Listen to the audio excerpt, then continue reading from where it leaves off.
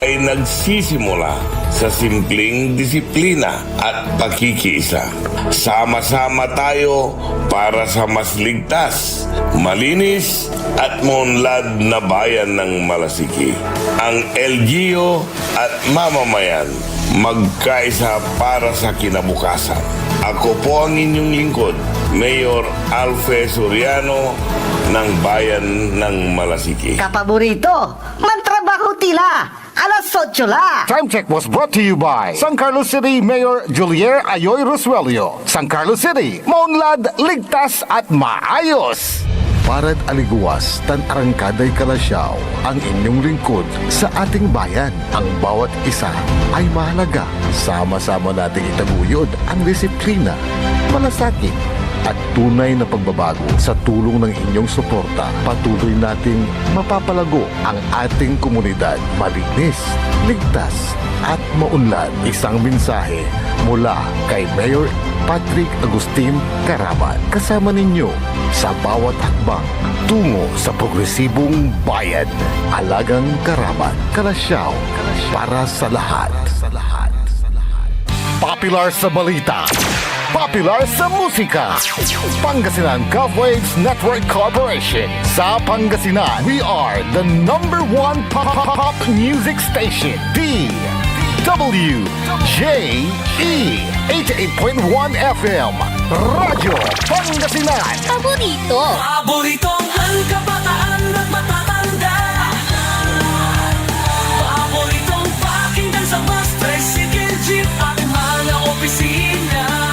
Paborito mo, paborito ko, paborito natin lahat. DWJE 88.1 FM, Radyo Pangasinan. #1 pop music station. Paborito. Ang susunod na programa ay rated GP. GP? Ano yun? Garantisadong pampaborito!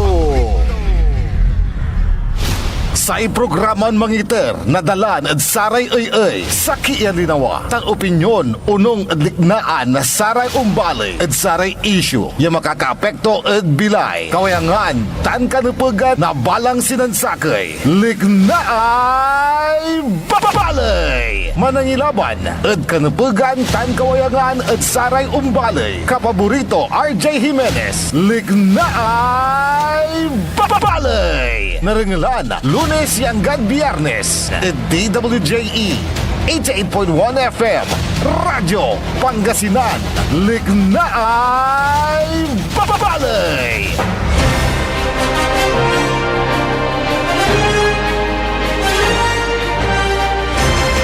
Good morning, good morning, good morning. Masantos sa maabig, good morning. Dabalang sinansakay. Kasumpalan yun nangalan si kapaborito Orly Navarro ada programan Orly in the morning. Wadjala sa programan may paruntalmat nasaray peteg-peteg tan matuan likna ay balay.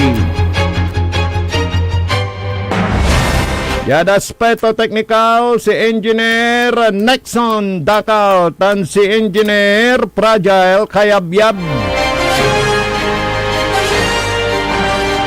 Saya balot sa makteryon amigo RJ Beray Jimenez at your service always. Kumusta kila namin ditan pinablimiran dumarangel ni July 1 la, Hulyo 1. Balon bulan, balon pag-asa. Imalta tila dasay kumadwan na parte. Unahan niya bulan na say kumadwan parte na taon.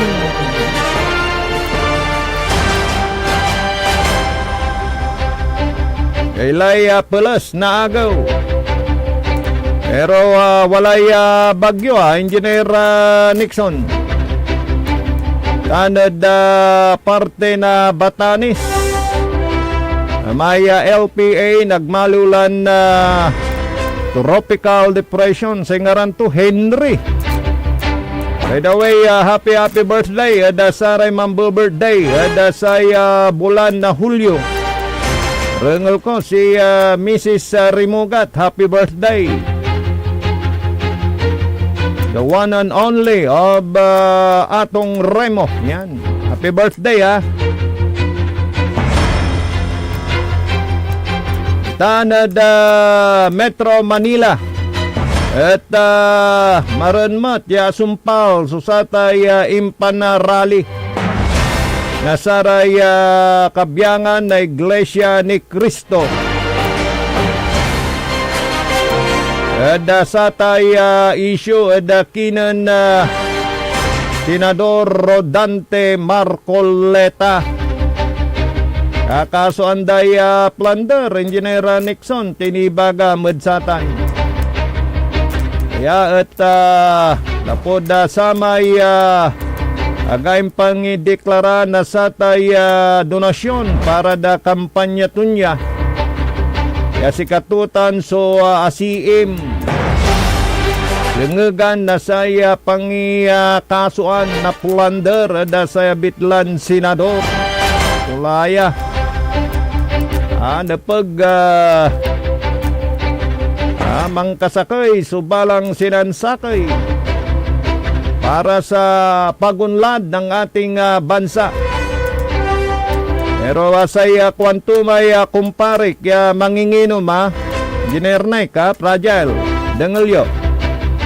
At siyempre wala ramay may babagay yung paano unlasalamat so EDSA 3. At say kwanto may kumparik manginginom wala na. Baka wala ng interes ang higit na nakararaming Pilipino sa mga people power. Nansi karaya man didiskusyonan. Dagan niya, wala ya kalagay mat ya sa kaya bote na ang balagang kabayo sa ikwanto. Kasi paliwawa tumute. Ay dasamay ako na ya people power. Laya yung pansalat na sa liderato anto sunan sumpalan tayo. Aratan mat ya tepat tateng tanagagik. Gawalamat kumadwa anto sunan sumpalan na bansa tayon Pilipinas. Akin at dakil niray kurakot kwanto may. Sa bagay walay punto to. Anyan singa daisitla so walay interes da satan natateng tanagagik kasi anta nasaramay ng gawa kwanto nasaramay EDSA 1 EDSA 2 nagnaplan na pasimbalo so panangulay say gobyerno yada bansa tayo pero saya kwanto liknaan to o singa mas lalong dimenden kwanto. Importante so pangkakasakay tateng tanagagik. Kano walay pangkakasakay at awadtan nyo unlasam ang create na sa may tiwala. Pinablimiran na dumarungal. Nawala so pangkakasakay maong. Aya panangiyamando na saya gobyerno. Unlasa so sa may trust sa tateng tanagagik. Nasaray umbalay nuwadtan so tiwala at sa kaya lugar, syudad, balay undag sa iray investor nundag sa iray investor siyempre mangkreatan na say trabaho umbulaslas so ekonomiya umbulaslas so ekonomiya siyempre saya income balag nagawaan so saramay manunaniran proyekto aya para pangkaabigan nasaray umbalay. Actually aya so primeron salvo na saya mensahe na Mayor Belen Fernandez Caruman gawan State of the City address to niya aya impalapag turatan ano na antula so kipapasan na sa syudad na dagupan natan wajatan ya parte na sa mensahe then Mayor Belen Fernandez sa Yagawan State of the City address to niya. Dengalan tayo.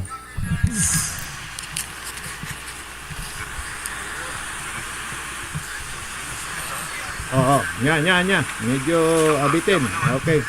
Good governance creates public trust. Public trust attracts investment. Investment strengthens economy. A stronger economy builds the road. Schools, hospitals, public spaces are people to serve. And those investments create something even more important. A better quality of life for every Tagumpay. That is the story of Tagumpay. Our progress did not happen by chance. It is the result of responsible governance, principle, leadership, and our unwavering commitment to fulfill every promise that we make to our people. This is why this State of the City address is more than an account of accomplishment. It is proof of what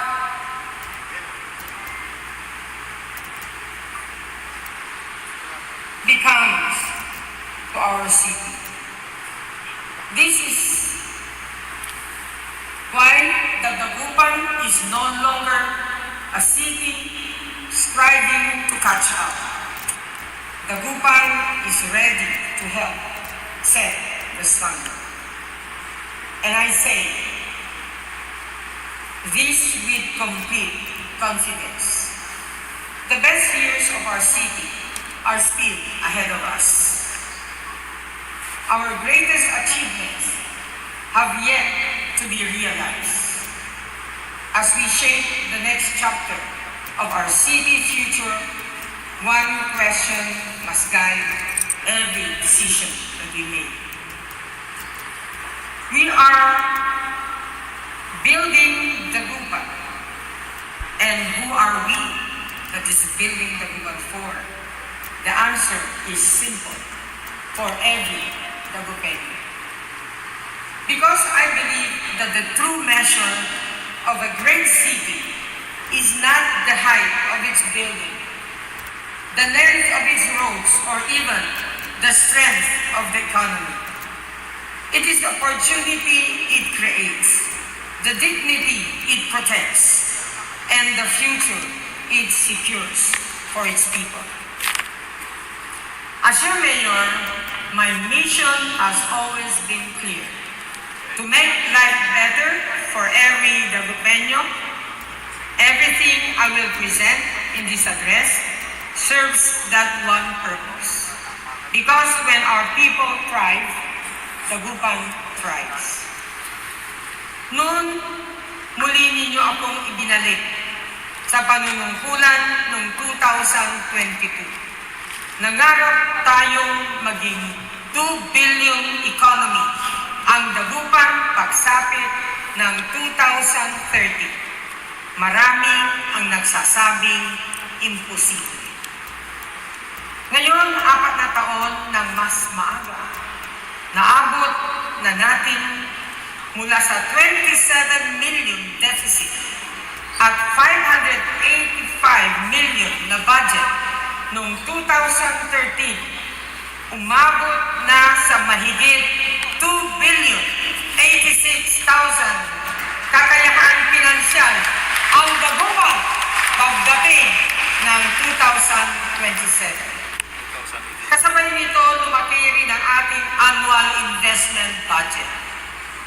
2,663 million ang ating program sa EIP na nagbibigay sa atin ng mas malaking kakayahan punduhan ang mga proyektong kailangan ng ating mga mamamayan. Sa unang 5 buwan pa lamang ng taon nito, umabot na ng 437 million ang ating local na koleksyon. 32.9 million na mas mataas kaysa noon nagkaraang taon. Mahigit 257 million naman ang nakolekta mula sa business taxes o 27 million na higit kaysa noon nakaraan. Ang mga numerong ito ay malinaw na pinapatunay na lumalago ang ating ekonomiya. Lumalakas ang negosyo at patuloy na tumitibay ang tiwala ng mga namumuhunan sa dagupan. Hindi lamang Okay, si Katutan na first part na sa parte na mensahe ng Mayor Belen Fernandez sa Dagawan na State of the City Address Tunya ng Karuman. Patuloy ang paglago ng income ng lungsod ng Dagupan dahil sa tiwala, marami yung namumuhunan at pag maraming namumuhunan, siyempre lumalaki ang income ng lungsod ng Dagupan at natutugunan yung pangunahing pangangailangan ng mamamayan dito sa lungsod ng Dagupan. Morning, Saray Dumarangol Tita na Malimgas Public Market, Bakmaksil, Surayo Datan. Kana jaaya da parte na bunuan. Sigara matira na personalidad, so akisalamatan ng Mayor Belen Fernandez, untan mo, Saray Pigaran na national official tayo, Saray Senador, Presidente, untan lang na iter dan tulong sa syudad na Dagupan. Morning, da si Insan Pili Tigno, tan si Insan Ray Tigno, dita na da balay na Binmalay. Morning, mat, da kinan Joe, ha? Talagang manlikot si Joe. Itong si Joe, isang kubrador. Oh, pero kahit kubrador, siyempre sa pamamagitan ng kasi kabo lang ang alam na binibigyan. Pero siyempre yung mga kabo mahal din nila yung kanilang mga kubrador na kung tawagin ipakarit. Dahil sa programa ng Grand 88 Gaming Corporation na Grand 88 Cares. Nakita natin yung mga picture kung saan tuwang-tuwa yung mga kabo. Dahil sa ipinamahagi sa kanila na payong at kapote at pati na rin yung kanilang bagong-bagong chaleco na kulay dilaw at blue. Ito yung nagpapatunay na sila ay lehitimo na nagpapataya ng small town lottery at sila ay hindi pwede nahulihin. Bakit hindi pwedeng hulihin? Dahil legal. Yung kanilang pinapataya, ito ay ang STL sa pamumuno ng PCSO at siyempre sa pamamalakad ng Grand 88 Gaming Corporation. Kaya itong Grand 88 Cares na parte ng corporate social responsibility ng Grand 88 Gaming Corporation ay talagang ginagampanan yung mandato sa kanila na sila ay gumawa ng mga ganyang bagay, pagtulong, kawang-gawa para po sa hindi lang sa mga kabo at kobradores maging sa mga mamamayan dito sa lawigan ng Pangasinan. At siyempre parte ng kanilang ingreso sa Grand 88 may share na napupunta ho sa PCSO. At ang PCSO naman, ito yung ginagamit sa pagtulong sa mga maralita nating mga kababayan na nangangailangan ng tulong pinansyal at tulong medikal. Kaya sa pagtangkilik sa legal, kayo ay nakakatulong at kayo ay pwedeng manalo, higit sa lahat nakakatulong sa ating kapwa-tao.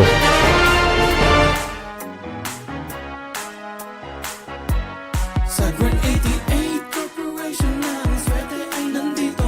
Sa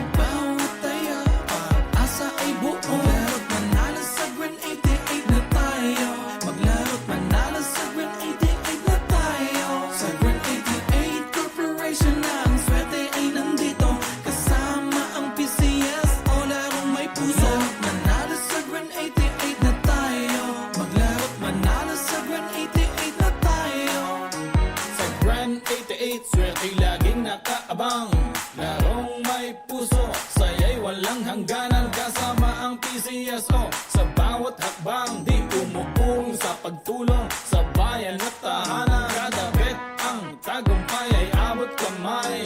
Big time na papremyo hatid sa bawat buhay. Ang pangarap abutin sa kada laro dito sa Grand 88.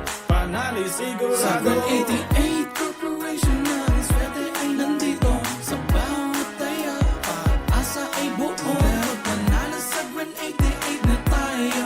Maglaro't manalo sa Grand 88 na tayo. Sa Grand 88 Corporation na ang swerte ay nandito. Kasama ang PCS o larong may puso. Manalo sa Grand 88 na tayo. Maglaro't manalo sa Grand 88 na tayo.